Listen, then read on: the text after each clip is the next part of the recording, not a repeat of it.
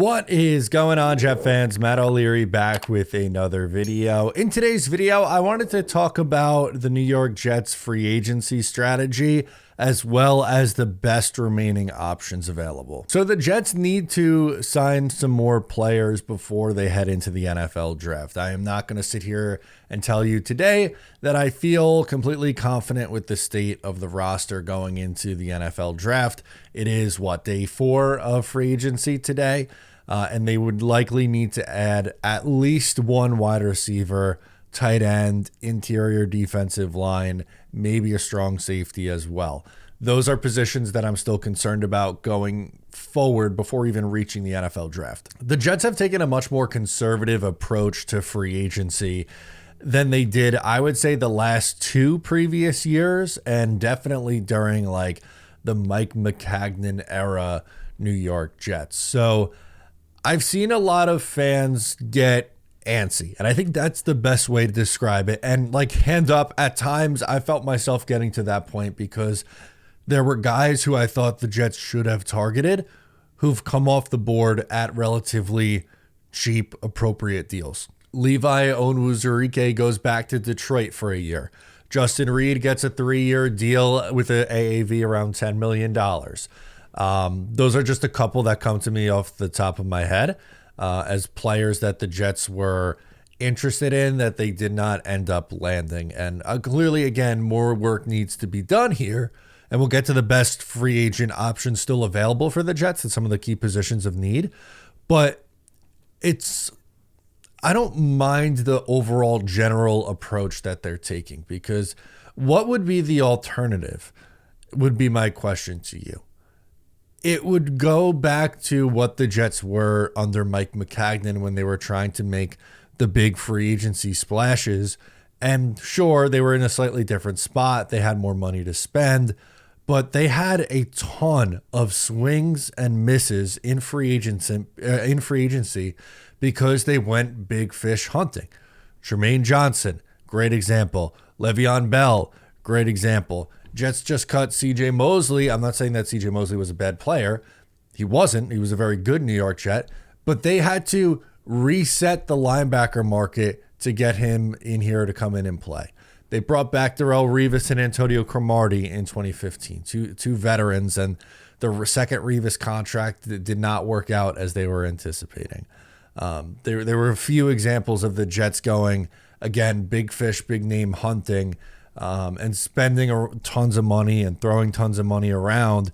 I think the approach that we've seen is, the most that they spent on was Justin Fields, which is the quarterback position. You're going to spend the most money on that. But then they've kind of taken a approach of betting on younger talent, guys who are 24, 25, 26, 27 in that range, and going on the cheaper side, except the only guy you could really exclude from that is Brandon Stephens. And if you want to be critical of the Brandon Stephens signing, I get it. He's coming off a really tough 2024 season. He was picked on. He really struggled with the Baltimore Ravens a year ago. My hope is that the Jets saw what he did in 2023 and they see a guy who's always around in coverage. He has really good athleticism, really good physicality. He struggles to turn his head around, which is a problem. I'm not, just glossing over that, but my thought process here is, if you're trying to figure out why the Jets are doing something, I think they see the physical tools and they're banking on their defensive staff to fix or tweak the other issues that presented themselves a year ago. That'd be my thought, at least. So sure, it hasn't been, a very sexy offseason. I think we could ditch the offseason champs so far. Outside of signing, Justin Fields, it's been pretty quiet.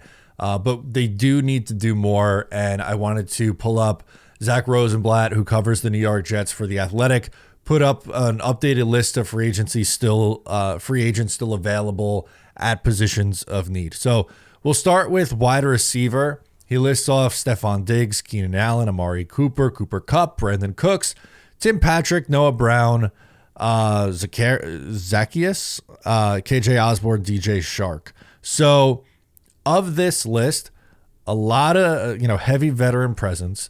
They've been linked to Tim Patrick a ton. a ton. This one almost seems like a no-brainer, but Tim Patrick's like a number 3 or a number 4 receiver.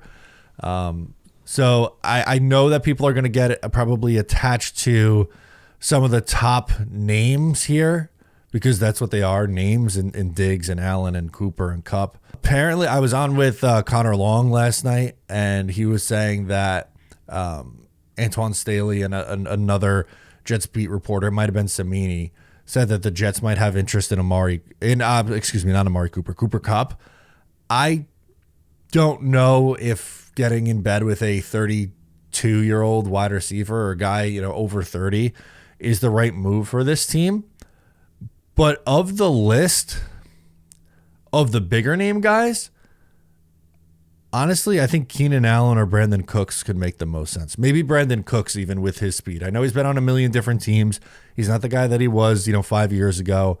But can you go maybe find Cooks and Tim Patrick to come in here, and then you add someone in the NFL draft? It's not going to be the best wide receiver room in the NFL. It's very top heavy. You have Garrett Wilson, and it's going to be a big drop off. But can you get some guys who could be role players and maybe find pass catchers at another position like tight end? So getting into tight end, I mean, it got dry quick, didn't it? Tyler Conklin, Mo Alley Cox, Gerald Everett. Of that crop, I'd rather just bring back Tyler Conklin, honestly, and then head into the NFL draft. If they did do that and sign Tyler Conklin, and let's just say for argument's sake, take Tyler Warren, then you're going to see this team run a lot of two tight end sets to a lot of 12 personnel. And yeah, their wide receiver room is probably not going to be huge, but it would essentially be Garrett Wilson, your number 1 pass catcher, Breece Hall, Tyler Warren, Tyler Conklin as like your 4th receiving option. And then, let's say Tim Patrick / Brandon Cooks are like option 5 in the passing attack. I just think stylistically, we might see them just run a more tight end heavy offense if they decide to go that route. But of the available tight ends, I think Conklin makes the most sense. Mo Alley Cox, and really athletic guy. Gerald Everett had some nice years, but I don't know if he's still a great option. Offensive tackle list honestly isn't great. Jedrick Wills, Dylan Raduns, Ifedi, Lamb, Pryor, Johnson. This might be something that they look to add in the NFL draft. The Jets signed some offensive line depth yesterday. Armand Membu in the first round is on the table, I think. He's not my favorite option for the Jets at pick number 7, but I do think he is someone who would be in play for them. If not, if you're looking for a day 2 guy who can come in and likely start for you right away, or at least compete for the starting right tackle job, one of my favorite guys who fits that bill would be Ozzie Trapilo out of Boston College, who played a lot of right tackle and kind of all across the offensive line. I think that would be the route to go. Jedrick Wills been hurt the last 2 years a lot, and he has not looked very good in the NFL. You'd be switching him back from left tackle to right tackle, which he played in college. He was a right tackle coming out and then eventually made the switch over with the Browns to left tackle. So maybe he fares better at right tackle, but the injuries are a concern there with him. At defensive tackle, they got to find a body here. Raekwon Davis, Morgan Fox, Benito Jones, Austin Johnson, Jerry Tillery, Daniel Ukele, Naquan Jones, Jonathan Bullard, and Jeremiah Ledbetter. These names don't really pop off the page to you. Maybe Jerry Tillery, but I would assume they're going to sign someone and then likely draft someone at some point too. In the mid rounds, there should be a lot of options for more beefier defensive linemen that the Jets could add. I'm wearing a Texas hat today. Maybe Alfred Collins in the second round, or second or third round might be a fit as a big run-stopping defensive lineman. At the safety spot, still some okay names available. Marcus Williams, Justin Simmons, Julian Blackmon, Marcus Epps, Jordan Fuller, Nick Scott. Marcus Williams did work with Glenn in New Orleans. I liked Marcus Williams when he ended up with the Baltimore Ravens. That's the guy in free agency I really wanted the Jets to sign. He was horrendous last year with the Baltimore Ravens. I don't know if that's just him like slowing it down and breaking down, or if it was just a bad year and he's a bounce back candidate. Justin Simmons also wasn't very good last year. He's on the older side. I don't know about that one.